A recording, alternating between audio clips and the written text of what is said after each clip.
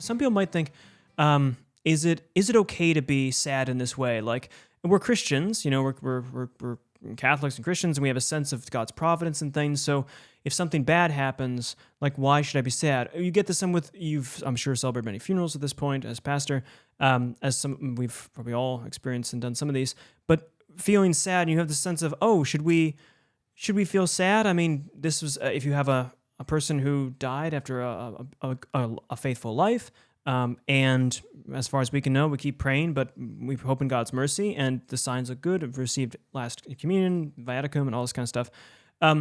And you might say, oh, well then, yeah, sadness is not a fitting emotion. It might have been good for the Greeks, but it's not enough, or the atheists or the pagans, but it's not a fitting emotion for Christians and believers, because we know all things are going to turn out okay. So why? So should this be an emotion that we should avoid, or what does it mean to have this emotion and integrate that into our lives? Would you say? Yeah, I think of it in these terms, and that like what Christ proposes in the Christian life, and as you were describing, like especially if someone dies, hope for the resurrection and salvation and these sort of things is kind of it's a foundational reality, and it's one that ought to define how we live our lives and that sort of thing, but it doesn't negate the sort of more kind of surface level emotional reactions to things.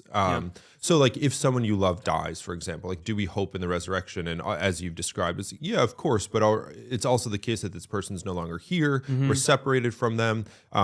They might have suffered, like they're in their death or just in dying and these sorts. So I think here it's a both and. Yes. It's a both and kind of reality. So I think that's a good way to think about it, and to recognize that emotions in this way, sadness included, are reactions to external things and reality. Yeah. And reality. Yeah. And it is the case that you can hold both. Like I think someone who would say, well, you're Christian, why are you sad that someone died? Don't you believe it? It's like, I do. Yeah. Yeah. So that's why there's like a reason not to be despairing. That's but good. Like this person is also gone, and I love them, and they're not going to be here in my life anymore. So there's a sadness at that. That loss. I think the emotions are a key sense of way into realism. Yeah. It is to deny them their purchase on our souls is to deny a reality that we're conforming to. I think with sadness particularly, there is, although we know and we believe that we will see these people again, what have you, nonetheless, in reality, I will not see this person's face anymore. That is a loss, and a loss is registered by the emotions by sadness, if it's a loss of a good in this way. So to not have, and to come in strong arm, you could say, the emotions, to force them to say something that's not true, to make, in a sense, the emotions lie, although, of course, truth and falsity is in the intellect and make judgments of what's true and false. In the sense, though, still, the emotions are registering truth at a kind of basic, as you say, external reality.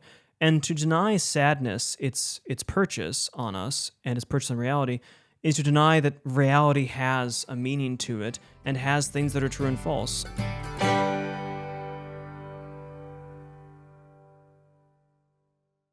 Father Bonaventure, if you had the choice between holding a toad and subscribing to a YouTube channel, what would you choose?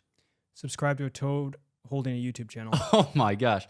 Please subscribe to a toad holding a YouTube channel, especially if it's ours. Cheers.